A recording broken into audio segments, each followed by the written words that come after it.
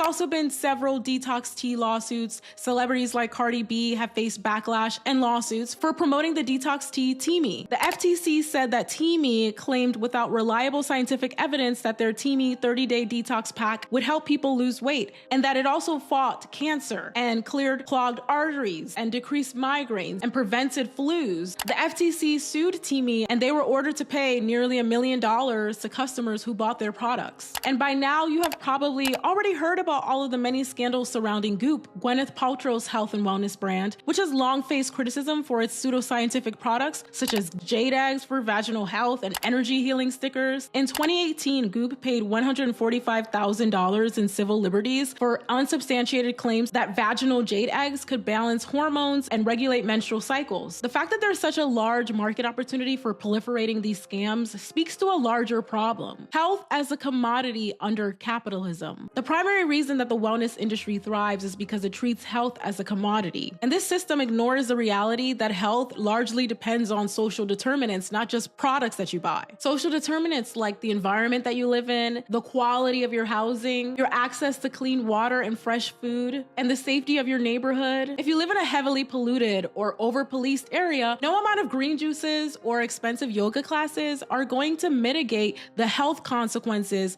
that those social determinants have on your health. Yet health and wellness companies conveniently ignore the root causes, opting instead to sell products that address symptoms rather than systems. Wealthier people can afford boutique yoga classes and exercise classes. They can afford high-quality organic food, gadgets, all of this while marginalized communities are left behind, and they're excluded from even the simplest of health interventions. Under capitalism, wellness is not designed for everyone. And one of the most insidious practices of the health and wellness industry is the ways in which it's appropriated traditional cultural practices from the global south and other marginalized communities. Take yoga, for example. Rooted in India, yoga was a deeply spiritual practice meant to unify the mind, body, and spirit. Yet in the West, it's been stripped of its cultural and spiritual significance and repackaged as an expensive fitness routine, or as something you do for fun in between getting your Starbucks every morning. Yoga classes today are expensive and often inaccessible to those who would benefit the most, and they're marketed with images of thin, wealthy white women. Similarly, quinoa, a staple food for indigenous Andean communities, was once affordable and accessible to local populations. As Western markets latched onto quinoa as a superfood, prices soared,